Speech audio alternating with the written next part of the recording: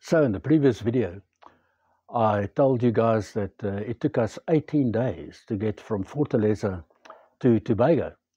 And in that trip, we had a huge problem because our gas regulator stopped working. So we literally had chicken liver pate and salty cracks little biscuits like on a daily basis. So when we came into Tobago, man, oh man, we were so looking forward to just having a proper meal, just something else except chicken liver pate. So we anchored off in Tobago. I climbed onto the VHF radio and I had a lot of unsuccessful attempts to hail them on the VHF. So we at least knew by now that if they do not respond, you have the right to actually go ashore.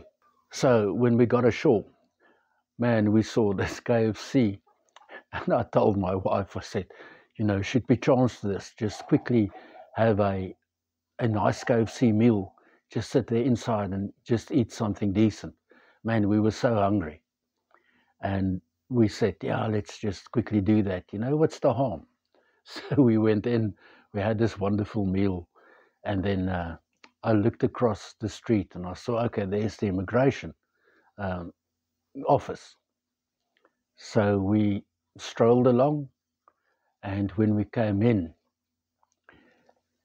the customs officer said, well, I now need to take you into arrest. I said, but why?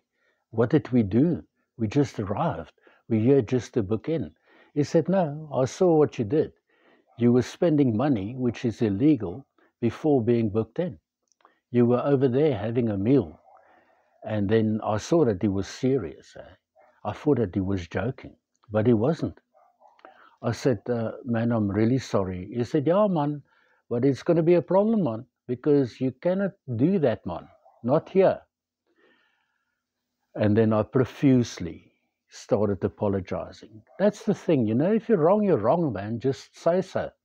That's the other thing from a psychological point of view, that you will learn in life through hard knocks. If you're just caught empty-handed, just give it over, man. Just say whatever it is and just remember to say why.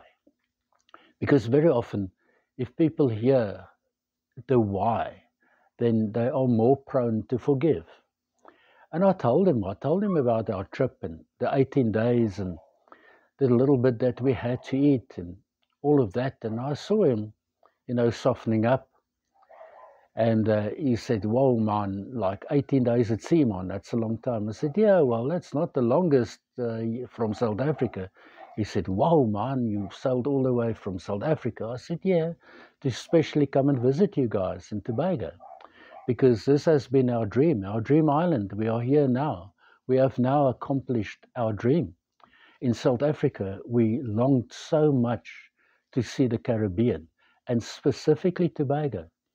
And I said, I'll go and get the book that we've got on the boat and come and show you the photographs of your island and the many times that we had a look at those photographs, because that was our dream. And then he said, man, okay, I believe you guys and welcome. We will make your dream the best dream ever, man. I said, thank you ever so much. And he said, it's nearly Christmas, man. So, we must be all kind, man, to each other, man. I said, yes, we should. And I said, I'm sorry again. And we got booked in. It was wonderful. And then this taxi driver, his name was Dada. We had this thing that on each and every port that we went to, we always asked local people to come and prepare a local meal, one of their local meals for us, and we'll fit the bill. So we asked Dada and we said, if you don't mind, then bring your partner or whomever or your family along and come and make a meal on our boat, and we'll provide everything, and you'll just say what you need, and we'll organize. So Dada said, yeah, man, you must come and help me with the ingredients, man. I thought, yeah, sure, no problem. Obviously, I'll do that.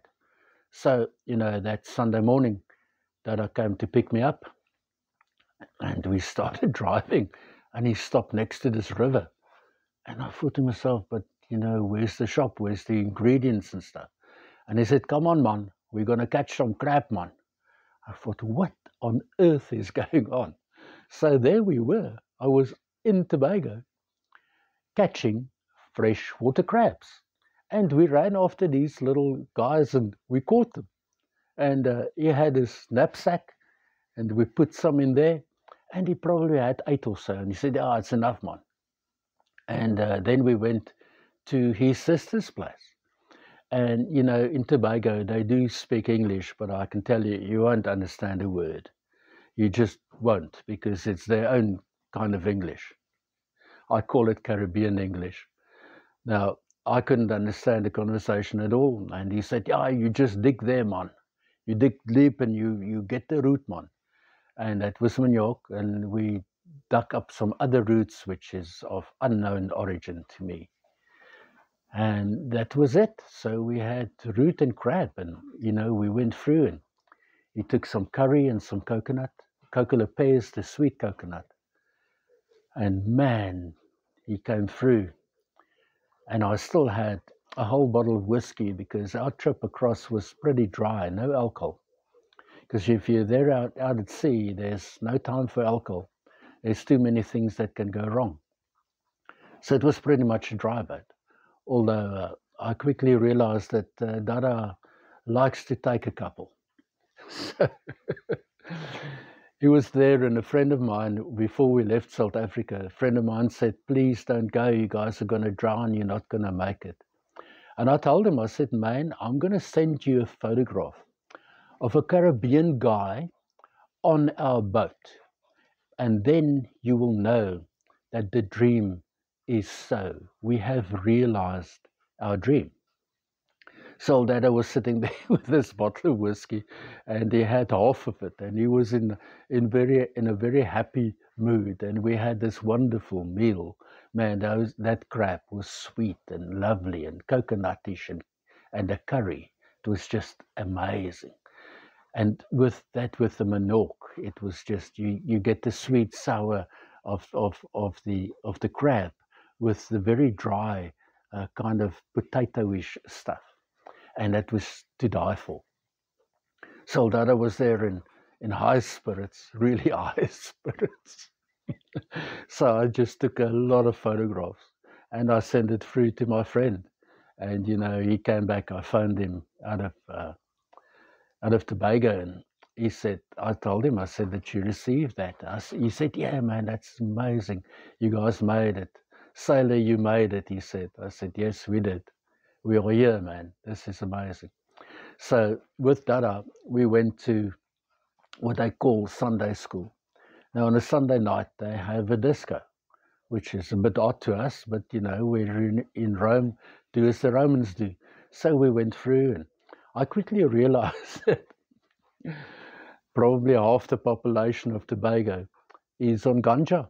They will smoke a lot. And they're very light on the alcohol, actually. They will drink a lot of mineral water while they smoke. And we were outside, and there were a couple of guys that stood there smoking and offered some to us and stuff. And I was like all happy. And it was this wonderful feeling of accomplishment that we had. And when I turned to my left, man, I first saw the uniform, and it was this cop, and he stood next to me, and everything smelled like grass, like ganja. I mean, the whole place was smoked up. It was just ganja. And I looked at this guy and I thought to myself, oh man, this is going to be the second arrest. He looked at me, he said, man, are you happy, man? I said, yes, I am happy. Well, I nearly said, for now, before you arrest me. And he looked at me and he said, welcome to our island, man. He said, where are you from, man? I said, I'm a South African from South Africa. He said, that is so wonderful, man. It is great to see you people here having a wonderful time. you enjoy your stay in the Caribbean and in Tobago. How long you staying, man? Must I tell the custom guy to give you more time? I said you might have to, because this is actually wonderful. Then we had a look at Speyside, where I believe that one of the 007 movies was made. And this island is just, man, it's beyond description. You must really see that for yourself. The pristine water, I mean, the amount of fish, the greenness of it all. We went to this rainforest and we saw this golden waterfall. It is absolutely, absolutely wonderful. It is amazing.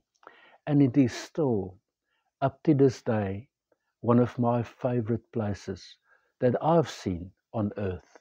Yes, granted, I haven't seen that much, but I tell you, Tobago will always, always be in our hearts.